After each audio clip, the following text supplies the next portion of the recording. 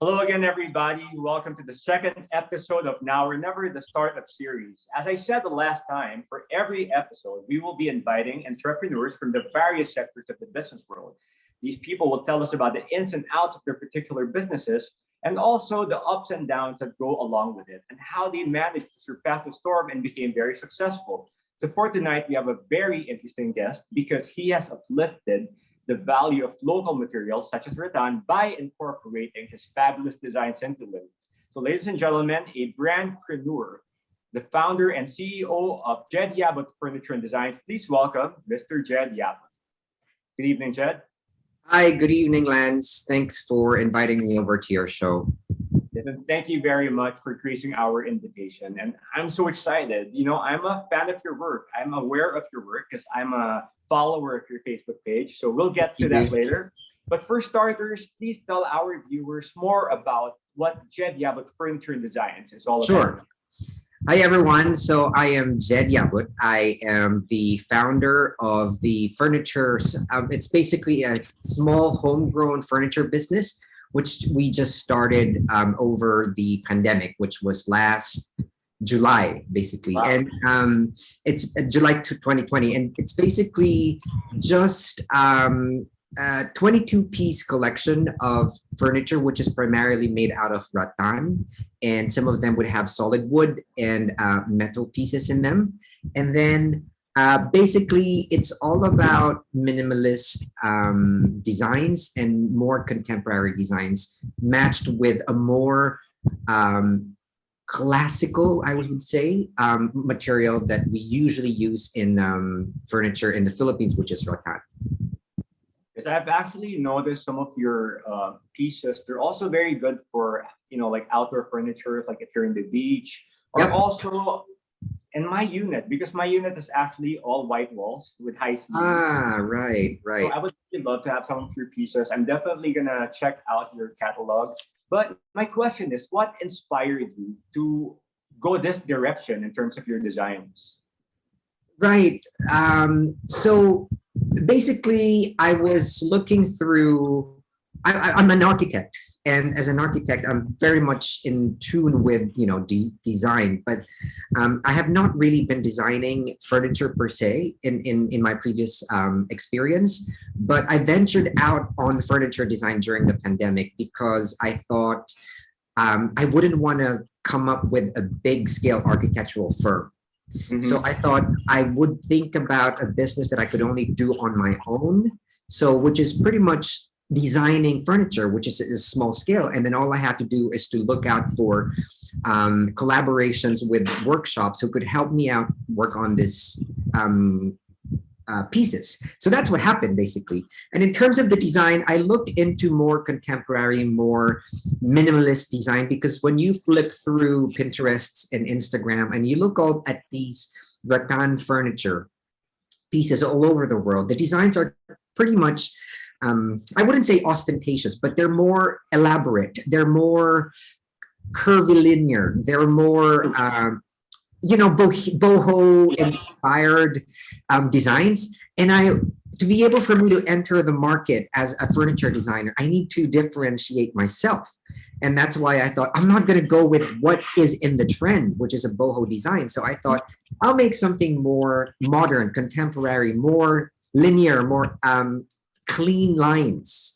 So that's what I did with the collection. And that's why when you look at the collection in the catalog, you could see that there is a consistency of the design that I made. And I only used like the black, mostly a black for black accents along with the rattan, so that the rattan could stand out and not mostly on the blacks. I was going to ask you when you opened the business, but you mentioned already earlier, it was July of last year. Yeah. Now the question is, this is during the height of the pandemic. In fact, I think last July we were still under ECQ, right? Yes, we were.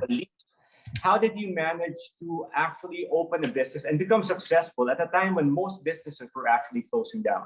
Right. So, like I said, when I was working on this business, I'm only working on it on my own, on solo first. So when I thought about this business in July, August, I was only sketching on my own. And I was only like asking all my friends over, social media, like, do you think this is a good design, blah, blah, blah. And then come September, then that's when I actually went further out of Manila to look for workshops who could help me realize these pieces. So that's how I did it. And then from September, October, November, we did all the production. So I lived outside of Manila into the province, and then I really worked with the local craftsmen there and local artisans to really work on the pieces in the workshop myself. So I dove straight into working with the weaving and the torching of the rattan. So I really learned how to do it on my own. And I'm a very hands-on person. So I love creating stuff out of my hands. And that's what I did. And that's why I moved to the province, to be able to be with the workers 24, well, not 24/7, but at least during the workday, I would be with them and really learn the craft myself. And then we ended the entire production by December, and on December, just before the new Christmas, we already took the photos for the catalog, and then after that we went into publishing the catalog online before January 2021. It's amazing. And that's very fast. Quick. It was very, very quick. The time frame for a normal person would probably be at least a year, but you did it in a couple of months. No, because kudos to you and your team. Because I really had to beat 2020 because we are such in a huge how do I say it? Very pessimistic year for every one of us. So I thought I would like to end 2020 on a happy note. And that's why I made sure that I would open and publish the catalog online at least before 2021. So at least there's a happier moment for me for 2020. You're part of the fortunate sector of society who remain positive and vibrant and even larger than life in spite of all the situations. But at any point, did you ever have any doubts about what? I did not have any doubts. My only doubt was I'm just going to, let all my money loose. That's the only doubt that I have, because I'm going to put out so much financials into this business. But other than that, I was very optimistic that this is going to fly. I think I have a lot of confidence with myself. I have confidence in the product. I have confidence with the brand. And so, I was just very optimistic. So I thought, if I'm going to lose money on this, it's fine. I'm going to recoup this money in the next few years. But at the end of the day, it's more important for me to really put the brand out and put the designs out, which I'm really confident in. Thank you very much for that input. So friends who are watching, brand starters take that is key. You have to be confident of your product before you release them. And so I have a question, because the show is about learning, right? I'm sure some of our viewers are now wondering, if they are not an architect like you, is it wise to enter such a business? Furniture business. Yes. Yes, of course. There's a lot of designers, furniture designers, who are not architects to begin with. And in fact, the predecessors of mine, like the big names here in the Philippines of furniture designers, not a lot of them are actually architects. They're basically they're basically just they're basically furniture designers from the get-go. And they have probably families who's got businesses of furniture, and then they took over the company and made it bigger. So it's okay. At the end of the day, furniture design is also could be designed by industrial designers, interior designers, architects. In fact, anybody could do it. I think the only benefit or the only advantage of me being an architect is that it was so easy for me to just sketch it out.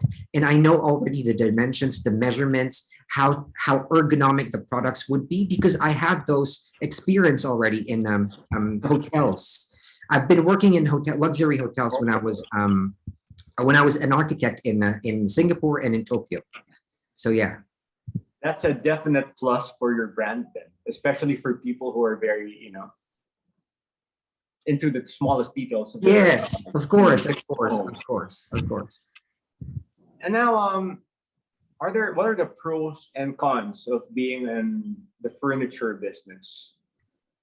Okay. I think the pros, firstly, is that during the time of pandemic, I think everybody is literally just in their homes, so they have no other way of um, hobby. No, not hobby. There's no other relaxation or pastime other than looking at your space and think of ways to make it even more beautiful or even nicer.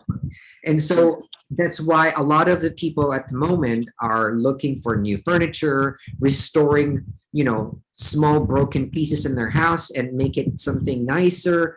So there's a lot of it's a time, the pandemic is a time where people were looking into home improvements. And so building up a furniture business at this point is actually a very, very good thing, because it's going to be, I would say, pandemic proof. The cons, on the other hand, is that there are many players at the moment now. IKEA is coming in the Philippines with the biggest IKEA in the world, store in the world. I've heard about that. So it's actually going to be a very competitive market in the Philippines. Mm-hmm. But so long as you differentiate yourself pretty well, I think you are going to do just fine. Other cons, I would say, is also the threats of other competitors such as Chinese furniture and Malaysian furniture, where, like, especially Chinese furniture, because they're very cheap. They're made out of more durable materials, which is plastic, not really good for the environment, but they are, I would say, durable, rather than something more organic and natural, such as wood and rattan, which will last long, but obviously it's not going to be as durable as plastic, as we all know. And they're cheap, because solid wood and rattan could be very expensive because they're handcrafted. You do not use machines to mold rattan. You use the hands to weave the rattan and torch the rattan. For plastics, you just need basically a machine to actually mold it up, and you could go massive on scales. So that's basically, I think it's really the threat of competitors that would be a cons for the furniture business at this point. All right, so ladies and gentlemen, take note of that. Now, this is a little bit sensitive, but it's one of the questions that we usually ask in the shows for the people who are interested in entering a business similar to yours. Will they be expecting to shell out a large capital? It really depends. It really depends on many, many different factors. It depends on your expertise as the founder. For example, for myself, I am an architect. It was so easy for me to just do the sketches myself and simply send out the drawings and speak with the local artisans and be the person to speak to them directly. Now, if you're a furniture businessman and you don't have all these expertise, you would need more people to employ to design the furniture, to be a project manager on the ground, right? Also, for me, in my case, the catalog, I was the one who laid it out. I did the layout of the catalog myself, because I know how softwares work in terms of direction of the photography and the stylistic direction of the videography. I was the one who directed that, because I'm a very creative person. But if you are basically somebody who's just going to put up this business without the know-how, obviously you would need more finances in that regard. In terms of the number of collection, it also depends, because I took out 22-piece collection. Who knows? Another furniture businessman would only create like 4 or 5 amazing pieces. So that actually reduces your costs as well when you start up the business. So I guess it's really more, it depends on what's your motivation and how much personal effort that you could put in without having to burn your cash. The talents that you have as a founder, that also builds up and reduces your finances. So I can't really put out the money, but if you ask me personally how much I put it up, I would say about 500,000. Thank you very much for sharing that info with us. So now at least we have an idea on how to make a start if you want to enter such a business. So just for fun, actually, could you give us a reminder of what was your very first product? The very first piece that I actually did sketched Yeah. is the anahaw chair. So it's basically a lounge chair, and it was basically the, how do I say it?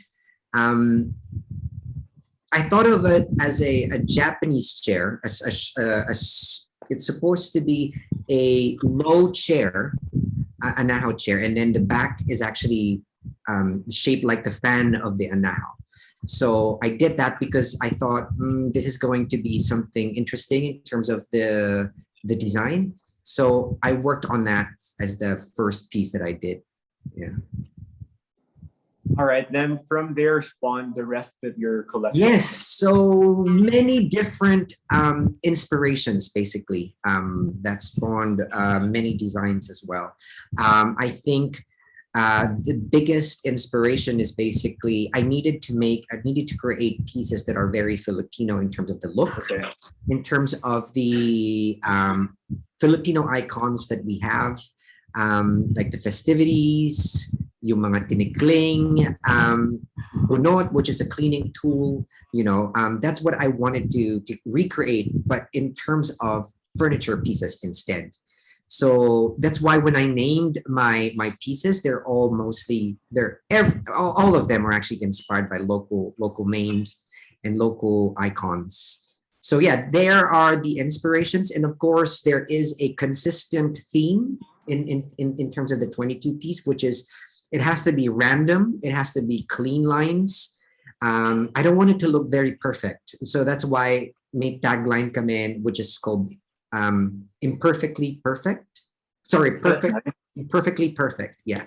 So we wanted to have that kind of tagline because you can't really, and as much as I want to make my pieces perfect, it's very difficult to work with natural, organic materials because their color always change, their flexibility always change. There are so many tons and species of rattan that we have in the Philippines, and every species of rattan has got different characteristics. So it's very nice to actually play and embrace the variety of these materials. So that's what we did. So perfectly imperfect, and we wanted to celebrate something that is, raw, and something that is not clean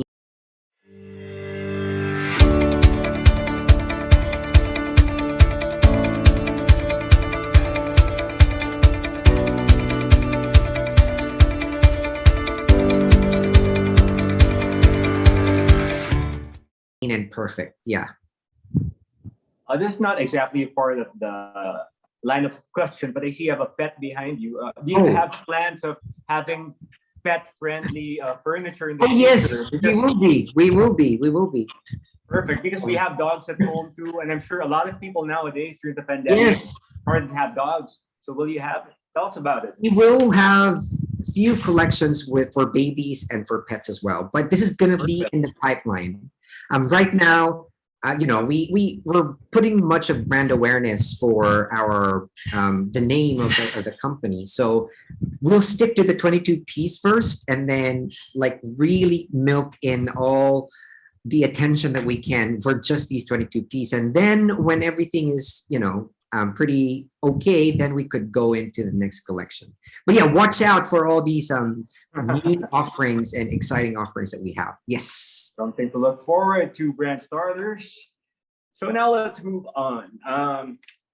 The price range. I'm sure people are now interested already in your products, but they're wondering if kaya ng budget nila. So can you give us a bird's eye view on the price range of your products? So our chairs start from around 7,500. Our dining chairs, that's where we start. But I'm talking about our pre-showroom price.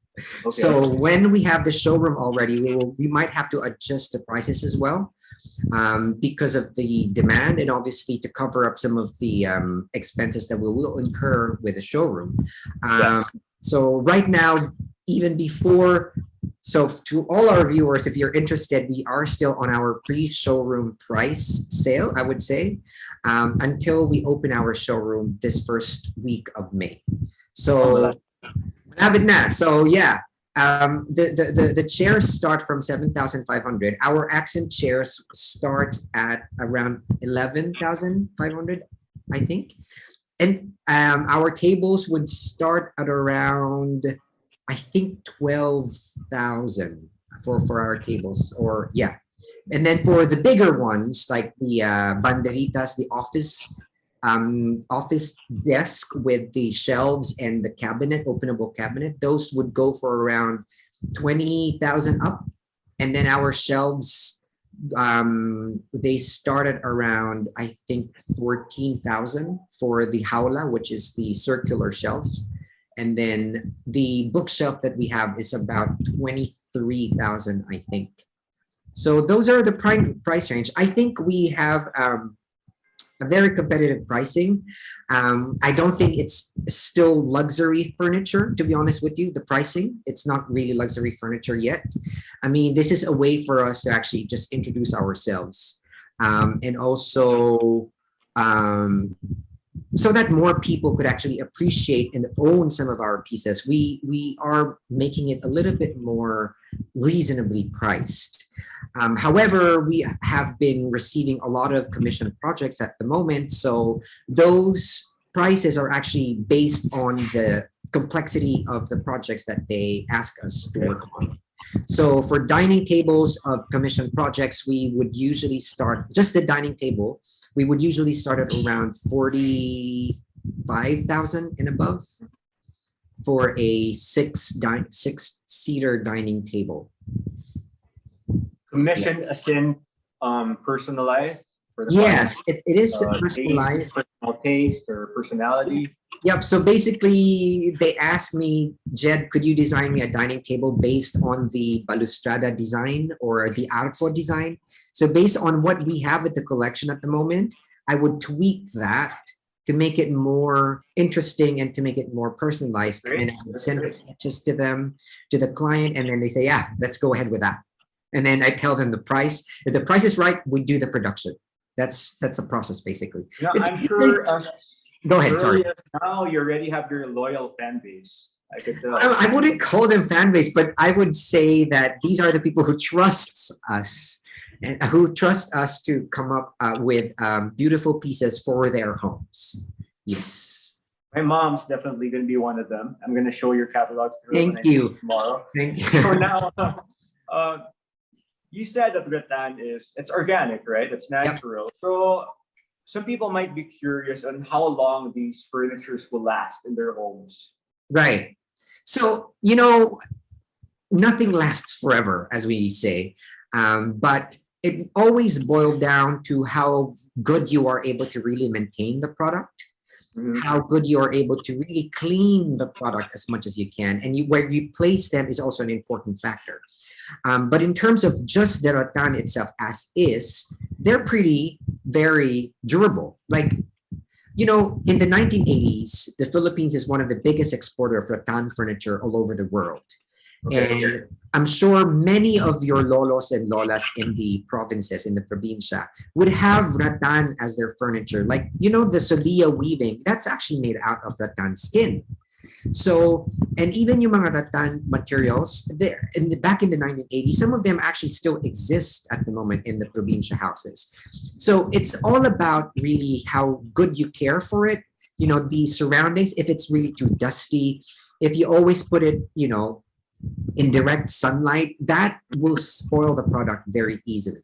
That will degenerate the product very easily. But if you put it where, it's all obviously very, clean air, and it's not always in the direct sunlight, there's no moisture, there's no direct water to it, coming to it, then it will go as much as it could outlive your kids. So Wow. so it's basically really how good you are able to really maintain it, because when we work on the products ourselves, we put insecticides in there, we put varnish, we sand it so that it would look nice and it would look presentable. So, wrapping up on that topic that we were talking about, it's basically any furniture, even if it's plastic or metal, it's still in the hands of the clients and the Yep. owners if they last or not, right? Yeah, exactly. And Yes. I have seen, you're right. I visited some of my super old relatives. When I see their homes, they have rattan furniture that's been around since even before my mom was born, but it's It could still go on for decades. Yeah. Yeah, really, it could go on for decades, really. So thank you again for infos about that particular question. Now, let's go back a little bit because people are wondering, what is the secret to the swift success of your venture? Like it only in a matter of months, it just zoomed and just went up that fast. Secret. Okay, firstly, I wouldn't say it's successful already, but thank you. I think success is a very subjective word. I think we all have our different measures of success. But I think in my case, I think one of the reasons why we actually, one of the keys of, I guess, success in your in your words, I think it's more of the brand identity. It has my brand has a very strong brand identity, I would say. A lot of my friends, a lot of the people who has seen my brand always say that it looks very refreshing. It's something that they only seen in my designs. So it sets apart from different furniture. And I think that's one of the reasons why people really took notice of the brand, of the designs. So it's mostly the brand identity and the designs, I would say. Also, one of the keys to success is I think, good relations with the people that I work with. I think that's very, very important. Ako kasi, I only came back in the Philippines last March 2020. So I've been abroad for like nearly 13 years. So I came back. During after the first week when the ECQ in Manila was announced. So at that point, when I came back, everything is already shut down. But I think it's mostly my relationship with my network, with my classmates back in University of the Philippines in architecture. So they all helped me in creating, a bigger and larger network. And I think it's easy here in the Philippines as well to establish that network once you put a hold on just one very influential person, and then everything would just, grow bigger. And I think that's what happened in my case. So it's more of there's no shame of asking help from people. Yeah, Because when you control and reserve yourself from asking for help, to business people as well, to anybody, you are limiting your opportunities. But when you simply just ask for a helping hand, no matter what you would get out of return from no matter what you would get from that favor, just take it and just go for it. And I think that would multiply in the end. It would only grow your network, 10 times fold. But I think that stemmed from your younger years as well. So, for the kids who are watching, start as early as now. Make good friends and have good relationships, because you will use them in the future.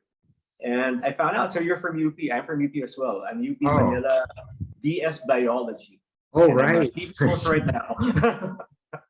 So we already talked about the future plans, but aside from what you said, anything else that we missed out on? I think the future plans, we're now setting up our showroom in Poblacion, Makati. And I think I mentioned earlier that we're opening in first week of May. So that's very, very exciting. We're super, super busy in the last few weeks, in the next few weeks as well, in the next 2 weeks. we're going to be very busy on working on that.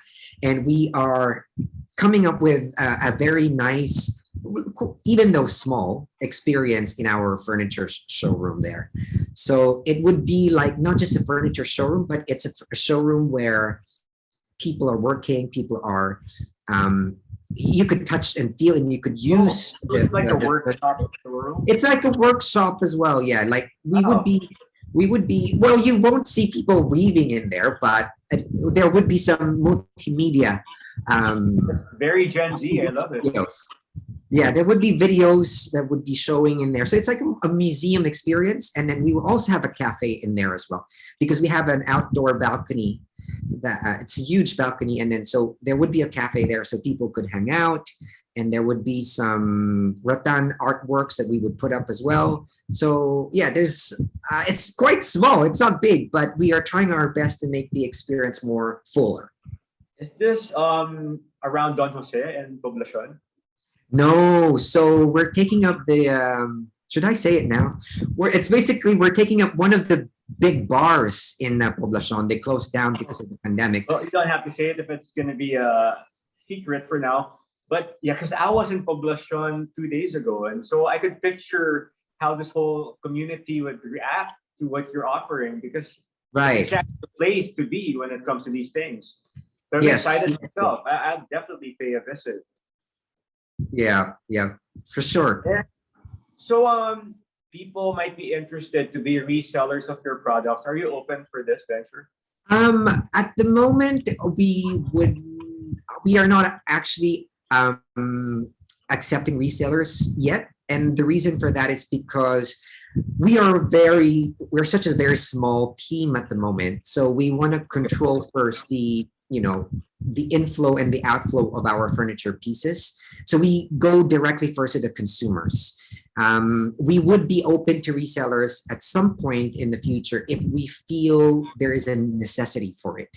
But at this point, we just want to go directly first to the consumers and to interior designers and to architects as well, who could perhaps recommend our pieces to their clients. That's at least at the very moment, at this moment, that's where we are at. Thank you. And we're approaching the end of our program. So do you have any advice that you would like to share for all our aspiring furniture business people in the making who are watching right now? Right. I think the advice that I would take is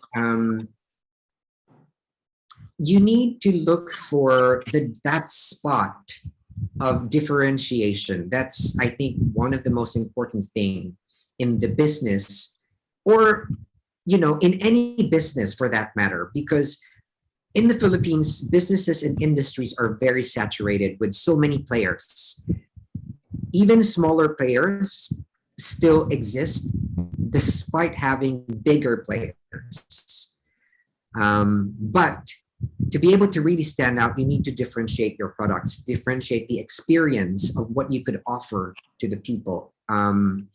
I think that's one. And also you need to put out different channels of your business. You could go social media, you could go physical store, you could branch out to as many channels as you can, as for as long as your pockets could afford them. But in the meantime, we're in the time of pandemic. So I think social media is always the way forward. Try to put out as much as social media platforms, use them, and really milk them for your own advantage. So for all our aspiring businessmen, when they're alone and pondering to themselves, what are the questions that they should ask themselves first before taking the big plunge and finally investing their money into a business like this? I think the biggest question is really, what is your motivation? What do you want to achieve? When you're 35 years old, when you're 40 years old, when you're 45 years old, what do you want to achieve at that time frame? For me, what I wanted to achieve when I came up with this is because I felt that there was a need for furniture design in the Philippines, where a new name in furniture business in the Philippines, because right now we are in so much there's so much furniture in the Philippines coming from China. There's so much Yeah. furniture coming from other countries, but we don't really have. We have furniture designers, but they're extreme. Some of them are extremely expensive. Not that it's bad, but I'm saying it's not. It's something that not a lot of people could actually afford and enjoy in their homes. So how I wanted to introduce myself is that I wouldn't want to have super expensive furniture, but furniture that are world class in terms of design, but are still reasonably priced, so that you could still own something in your house. So that's how I would that's how I introduce myself into the market. Um, so that's my motivation. And as an entrepreneur, if you want to come into in any form of business, you need to have that motivation. You need to have that vision of what you really want to become in the next few years, in 5 years, and in a specific time frame. Or if you don't even have a time frame, at least that motivation is something that is attainable and something that is reachable, in terms of your pocket, in terms of how much you could achieve at a specific point in your life. And finally, because our show is called Now or Never, when how would you know if it is actually the time to do it? There is no perfect time to do anything, to be honest with you.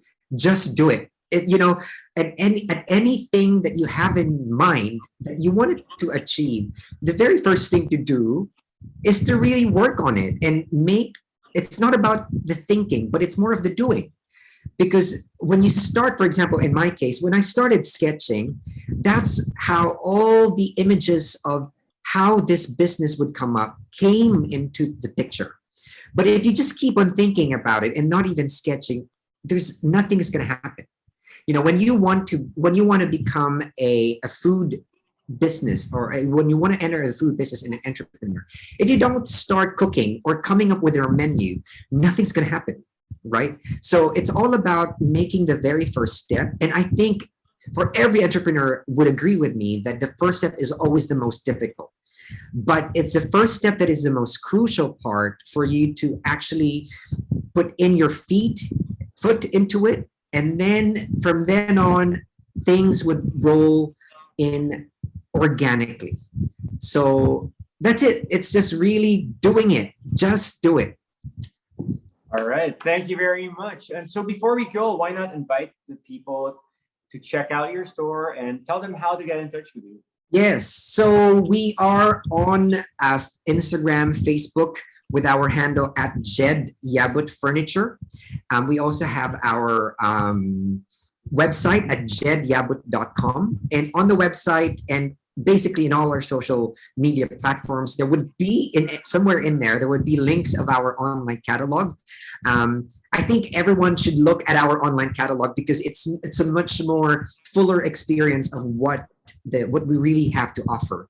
But also the website is actually quite nice in terms of the experience as well. But if you want to put that experience, the online experience, to a physical experience, I am inviting everyone to our showroom that we are opening up in May.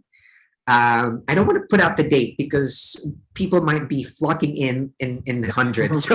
So we want to try to just say it in small groups first.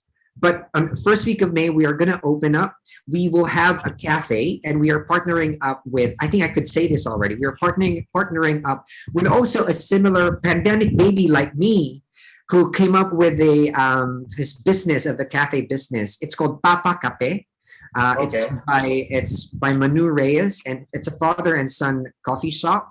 So we are partnering up with them, and they're going to serve coffee for our showroom in there. So it's a beautiful experience, and I hope you guys, when we're going to be open, I hope I would see every one of you in there. I will be there personally to man the showroom, so you would have some opportunity to chit chat with me. So yes. Thank you very much, Jed, for joining us. We really appreciate all your insights. I personally learned a lot, and I'm sure our audience have learned a lot as well. So once again, ladies and gentlemen, I'm your host, Lance Raymundo, and thank you so much to our guest, Mr. Jed Yabut. Thank you so much. This has been Brandstart, Race to the New Norm. If you like our episodes, what you gotta do is follow YouTube channel and click on the notification bell to be notified for all the future episodes. So once again, it's me, Lance. See you in the next episode. Bye-bye.